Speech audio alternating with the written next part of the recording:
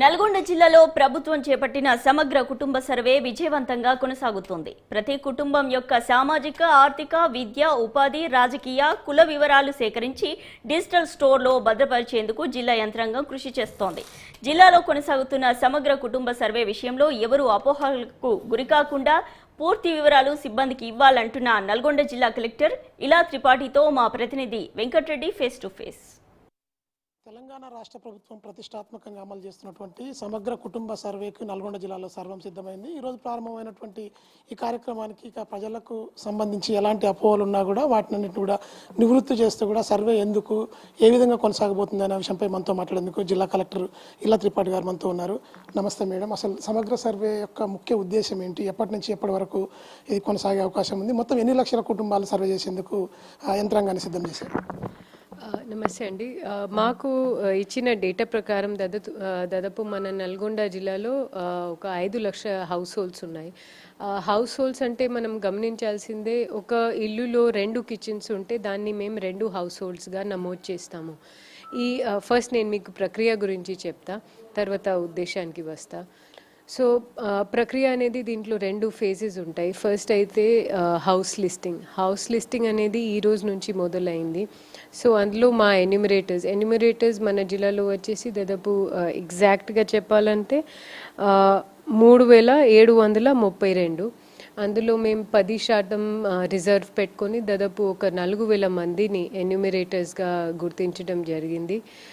రాష్ట్ర ప్రభుత్వం ప్రతి ఒక్క ఎన్యూమరేటర్స్కి 10,000 చొప్పున, అదేవిధంగా ప్రతి ఒక్క 10 ఎన్యూమరేటర్స్కి పర్యవేక్షించడానికి ఒక సూపర్వైజర్ని కూడా కేటాయించడం జరిగింది. సూపర్వైజర్స్కి కూడా ఈ మొత్తం ఏదైతే సర్వే గడుపు ఉంటుందో ఆ కోసం ఒక అదనంగా 12,000 రెన్యూమరేషన్ కూడా రాష్ట్ర ప్రభుత్వం ఇస్తూ ఉంది. సో హౌస్ లిస్టింగ్ ప్రక్రియ ఈరోజు మన జిల్లాలో అండ్ యావత్ తెలంగాణలో మొదలైంది. హౌస్ లిస్టింగ్ ప్రక్రియలో మా ఎన్యూమరేటర్స్ ప్రతి ఒక్క వారి ఎన్యూమరేషన్ బ్లాక్లో ఉన్న ప్రతి ఒక్క ఇంటికి కవర్ చేసేలాగా సర్వే చేస్తారు. ఆ సర్వేలో వారి దగ్గర ఒక జాబితా ఉంటుంది. ఆ జాబితాలో యజమాని పేరు, హౌస్ నంబర్, ఇవి అన్ని బేసిక్ వివరాలు ఉంటాయి. అంతా సుదీర్ఘ ప్రశ్నావళిలాగా ఇప్పుడు మేము ఇవ్వట్లేదు. హౌస్ లిస్టింగ్ ఉద్దేశం ఏంటంటే ఆ ఎన్యూమరేటర్కి ఆ ఎన్యూమరేషన్ బ్లాక్లో ఎన్ని హౌసెస్ ఉన్నాయనేది అది తెలియచేయాలి. తర్వాత మేము 9 తారీఖు నుంచి ప్రశ్నావళి, అంటే మీ అందరికీ తెలిసిన విషయం, దాదాపు ఒక సుదీర్ఘ ప్రశ్నావళి మన రాష్ట్ర ప్రభుత్వం తయారు చేసింది. అది కొన్ని గంటలు మాకు ఖరారు చేసి ఇస్తుంది. సో ఆ ప్రశ్నావళిని మళ్ళీ 9 నాడు నుంచి వాళ్ళు ప్రతి ఒక్క ఇంటికి వెళ్ళి ఎక్కడైతే వాళ్ళు స్టిక్కర్ అంటించారో ఆ స్టిక్కర్ గుర్తించిన ఇల్లుకి వాళ్ళు వెళ్ళి అక్కడ ప్రశ్నావళితో సర్వే చేస్తారు. అంటే మేడం, ఇప్పుడు ఎన్ని రకాల క్వశ్చన్స్తో ఇప్పటికి ప్రజల నుంచి మీరు డేటా గ్యాదర్ చేయబోతున్నారు, అది ఎప్పటి వరకు కొనసాగే అవకాశం ఉంది? అదే, సో అంటే దీని పేరు మీరు చూడండి, సామాజిక, ఆర్థిక, రాజకీయ, విద్య, వృత్తి మరియు కుల సర్వే. సో ఇవి 6 రంగం సంబంధించిన మేము అన్ని ఒక చాలా సుదీర్ఘ డీటెయిల్డ్గా వివరాలు సేకరించడానికి ఈ ఎక్సర్సైజ్, ఈ ప్రశ్నావళి తయారు చేయబోతుంది మన రాష్ట్ర ప్రభుత్వం. సో ఇప్పటివరకు ఆ ప్రశ్నావళి అయితే ఖరారు కాగానే మా ఎన్యూమరేటర్స్కి మేము తెలియచేస్తాము. సో దీంట్లో బేసిక్గా ఇవి 6-7 ఫీల్డ్ సంబంధించిన విషయాలు ఉంటాయి. తర్వాత మీరు అడిగేది ఉద్దేశం.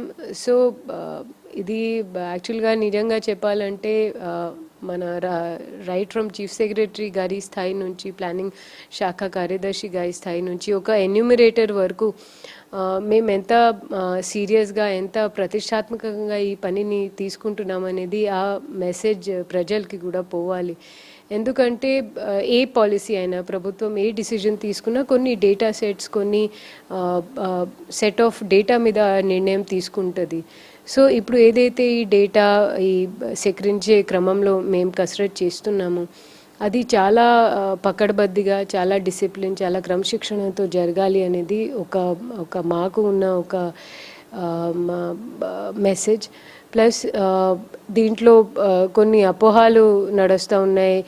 ఈ డేటా మేము సరిగా ఇవ్వకపోతే మమ్మల్ని ఆ పథకాల నుంచి తొలగిస్తారు, మాకు ఫలానా, అలా ఏం లేదండి. ఎవరికి ఏదైనా నష్టం జరిగే కార్యక్రమం ఎప్పుడు కూడా ఏ రాష్ట్ర ప్రభుత్వం అయినా ఏర్పాటు చేయరు.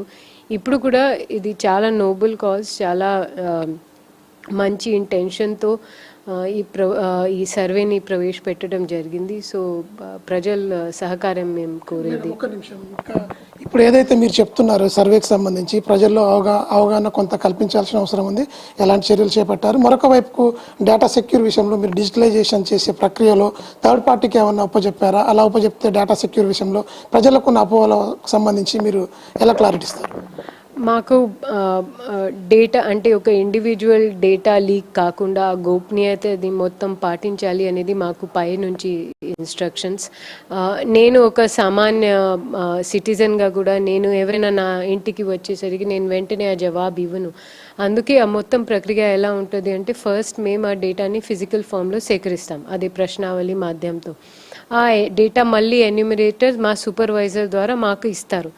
ఆ డేటాని మళ్ళీ ప్రతి ఒక్క డేటా ఎంట్రీ కంప్యూటర్ ఆపరేటర్ ప్రశ్నానికి వచ్చేసరికి మేము ఇంకా కొంతమందిని గుర్తించాలి. మేము ఆల్రెడీ ప్రజాపాలన సమయంలో ఎక్సర్సైజ్ చేసి ఉన్నాము, కానీ ఈసారి ఆ ప్రశ్నావళి కొంచెం ఇంకా సుదీర్ఘంగా ఉంది, ఇంకా దాంట్లో రకరకాల వివరాలు అవసరం. కాబట్టి తక్కువ సమయంలో ఎక్కువ డేటా ఎంట్రీ ఎలా చేయడానికి మేము ఎక్కువ మందిని, అది ప్రైవేట్ వాళ్ళని చేయాలా లేదా మా గవర్నమెంట్ ఆపరేటర్స్ని చేయాలా, బట్ ఎవరికి కూడా ఆ డేటా తీసుకునే లేదా ఫోటో దిగి ఎక్కడో అక్కడ పాడేసి ఆ హక్కు లేదు. అక్కడే ఆ సెంటర్ ఏదైతే మేము డేటా ఎంట్రీ కోసం మా ఎడ్యుకేషన్ ఇన్స్టిట్యూట్స్ కావచ్చు లేదా మా ఆఫీసెస్ కావచ్చు ఏదైతే సెంటర్ కేటాయిస్తామో అక్కడే వారి లాగిన్లో, ఫర్ ఎగ్జాంపుల్ నేను ఇలా త్రిపాఠి, నేను ఒక డేటా ఎంట్రీ ఆపరేటర్, నాకు ఒక లాగిన్ ఉంటుంది. ఈ లాగిన్తో నేను డేటా ఎంట్రీ చేస్తాను. ఆ డేటా తీసుకునే ఎక్కడో నేను పడేశాను అనేది ఆ హక్కు నాకు లేదు. ప్రతి ఒక్క సెంటర్లో ఆ భద్రత, ఆ క్రమశిక్షణ ఉండేలాగా మేము ప్లాన్ చేస్తున్నాం. జిల్లా ప్రజలకు చివరిగా ఏం చెప్తారు? సర్వేకి సంబంధించి ప్రజలకు ఏం పిలుపునిస్తారు? మేము అధికారిక పరంగా అంటే చరిత్రలో మిగిలిపోయే కార్యక్రమం ఇది. అంటే సో మేము అధికారిక పరంగా అయితే చాలా చిత్తశుద్ధితో చాలా స్ఫూర్తిలో ఉన్నాము. దయచేసి మీ అందరు కూడా ఏ అపోహాలకి గురి కాకుండా, ఏ భయపడకుండా దయచేసి మా ఎన్యూమరేటర్స్కి సహకరించండి. వాళ్ళు తప్పకుండా 99% ఏదైతే వారి సర్వేలో వారి ప్రశ్నావళిలో ప్రశ్నలు ఉన్నాయో వాటికి పరిమితి అయి మీతో మాట్లాడతారు. ఎక్కడ కూడా లేనిపోని మాటలు వస్తే దయచేసి మీ మున్సిపల్ కమిషనర్ గారికి లేదా మీ మండల ఆఫీసర్కి లేదా మా కలెక్టరేట్కి అయినా తెలియచేయండి. ఇలాంటివి ఎన్యూమరేటర్స్ మీద మేము కఠిన చర్యలు కూడా తీసుకోవడానికి సిద్ధంగా ఉన్నాం. Thank you. ఇప్పటి వరకు కుటుంబ సమగ్ర సర్వేకి సంబంధించి ప్రభుత్వం చేపట్టినటువంటి కార్యక్రమం ఇక ఈ రోజు నుంచే ఇక గ్రామ స్థాయి నుంచి కూడా సిటీ వరకు కొనసాగుతున్న నేపథ్యంలోనే జిల్లా యంత్రాంగం పూర్తి స్థాయిలో ఏర్పాట్లు అయితే చేసింది. మరొక వైపుకు ప్రజల నుంచి ఎక్కడ కూడా అవాంతరాలు రాకుండా, అదేవిధంగా అనుమానాలు కూడా తావెత్తకుండా కూడా డేటాను భద్రపరుస్తూ కూడా రాబోయే రోజుల్లో ప్రభుత్వం చేపట్టినటువంటి కార్యక్రమాలన్నిటికీ కూడా ఈ డేటా సమగ్రంగా ఉపయోగపడుతుందని చెప్పి అయితే జిల్లా కలెక్టర్ ఆశాభావం వ్యక్తం చేస్తున్న పరిస్థితి. ఇది ప్రస్తుతం నల్గొండ జిల్లాలో సమగ్ర సర్వేకి సంబంధించినటువంటి తాజా అప్డేట్. మధు